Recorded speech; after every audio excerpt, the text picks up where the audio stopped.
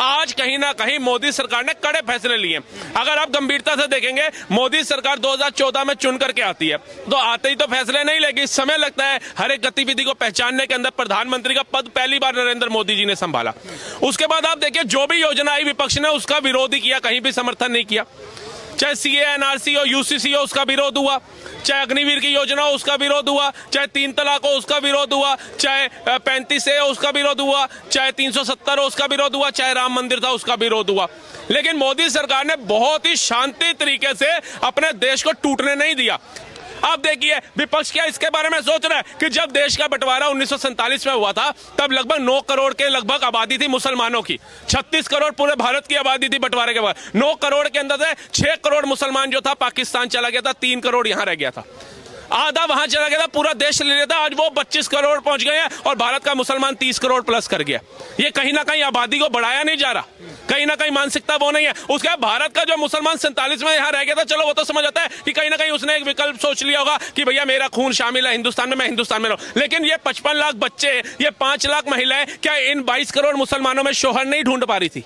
क्या इनके अंदर वो काबिलियत नहीं थी? जब आपको पता है 1947 से हमारा दुश्मन देश है पाकिस्तान, 4 लड़ाइयां लड़ चुका है, कितने हमारे जवान शहीद कर चुका है, कितनी हमारी बहनों के सुहाग उजाड़ चुका है, कितने बच्चों के पिता का साया छीन चुका है। उसी पाकिस्तान में जाकर के आप शादी करते हो और बच्चे पालेगी भारत सरकार, बच्चे पालेगा भारत का टैक्स पेयर।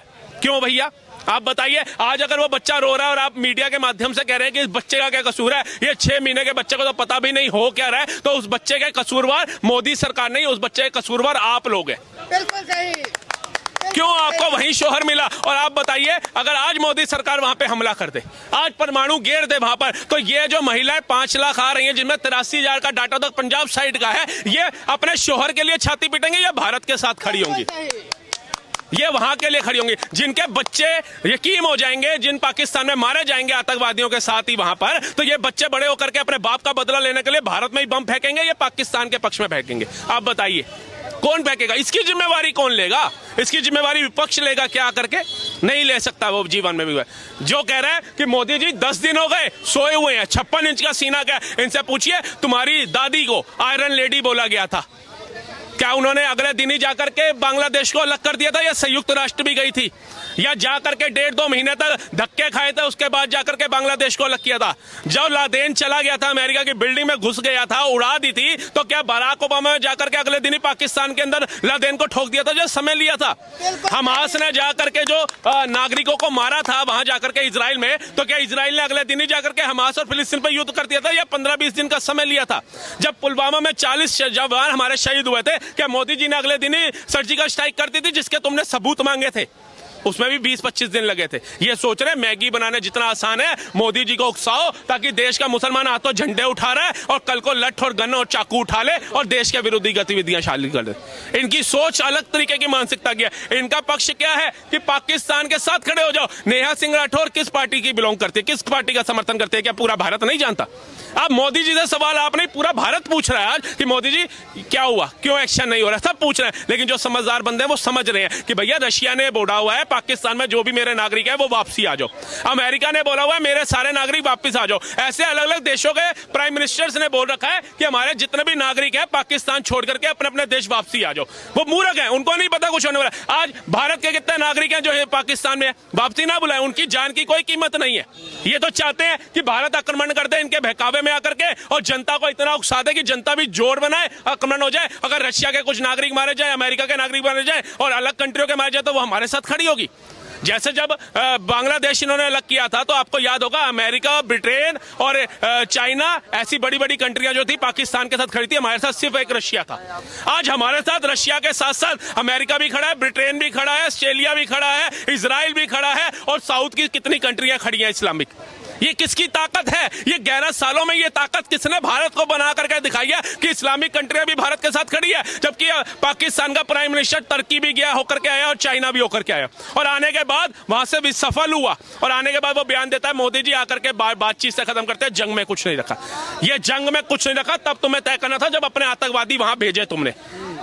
जब ये स्लीपर सेल के माध्यम से तुमने 27 लोगों की निर्मम हत्या करी, और दूसरा इनका दोहरा चरित्र तब निकल के आता है कि 26 लोगों के हमें नाम नहीं पता, सिर्फ एक अफसर नेवी के जो अफसर थे उनके अलावा। लेकिन इन्होंने बता दिया सैयद शाह करके एक मुसलमान मारा गया, एक मुसलमान मारा गया, एक मुसलमान मारा गया। वो सैयद शाह सबको याद दिला दिया इन्होंने, वो 26 का नाम भी तो याद दिलाते। और जो बंदा अपनी पीठ पे बिठा करके वीडियो बनवा रहा है कि देखिए हम सेवा कर रहे हैं, हम बीच बचाव में हैं, वो वीडियो बनाने का तुम्हारा उस बंदे का टाइम था, उन आतंकवादियों की वीडियो बनाने का समय नहीं था, नहीं था। ये किसको बहलाने की बात करो। और आप एक और चीज अगर देखेंगे, एकदम ही रिसेंट ऐसा होता है कि आतंकवादी हमला होता है, 27 लोगों की निर्मम हत्या होती है, उसके बाद सारे कश्मीरी कोई दूध की बोतल लेकर के, कोई जूस की बोतल लेकर के, कोई केला लेकर के, कोई संतरा लेकर के, कोई सेब लेकर के शुरू हो जाता है, लीजिए बहन जी। उनके छातियां जल रही हैं, उनके पति मार दिए गए, उनके बच्चे मार दिए गए, और ये कह रहे केला ले लो, जूस ले लो, ये ले लो। आप सोचिए ये कितनी मतलब दुर्भाग्यपूर्ण बात है। और उसके बाद बोला जा रहा है कि ये हमारे पेट पे लात पड़ी है, ये हमारे पेट पे लात पड़ी है। मतलब तुम्हारा रोजगार छिन रहा है। अमरनाथ की यात्रा शुरू होने वाली थी, तुम्हारा रोजगार छिन रहा है क्योंकि स्कूलों की छुट्टियां आने वाली थी, लेकिन उनके सुहाग छिन गए, उसकी कोई कदर नहीं है। आप बताइए, जिन्होंने घरों के अंदर तिजोरियां बना करके आतंकवादियों को छुपाने के लिए षड्यंत्र रचा हुआ है, जिन्होंने वेस्टेज के लिए सीवर होते हैं उसमें आतंकवादियों को शरण देने के लिए बना रखा है, क्या उनके खिलाफ जाकर के अभी भी किसी कश्मीरी मुस्लिम ने मोर्चा खोला? किसी कश्मीरी नेता ने उसके घर जाकर के मोर्चा खोला कि भैया बता तेरे घर के अंदर ये तिजोरी क्या कर रही है आतंकवादियों को छुपाने वाली, तेरे घर के बाहर ये सीवर क्या कर रहा है आतंकवादियों को छुपाने वाला? किसी एक ने खोला? किसी ने भी नहीं खोला। एक का उदाहरण दे दो आप मेरे को। अगर ये वाकई में भारत के हित के सोचने वाले होते या इनको उन 27 लोगों का जरा भी दिल में दर्द होता ना, तो ये जाकर के पहले अपने भाइयों को कूट रहे होते, उनको तोड़ रहे होते अच्छे से कि तुम्हारे इन सुराखों से, तुम्हारे इन आतंकवादियों को छुपाने की वजह से पूरा कश्मीर बदनाम हो गया, पूरे कश्मीरी मुस्लिम बदनाम हो गए। बोला किसी ने? आज कहीं ना कहीं मोदी सरकार ने कड़े फैसले लिए। अगर आप गंभीरता से देखेंगे, मोदी सरकार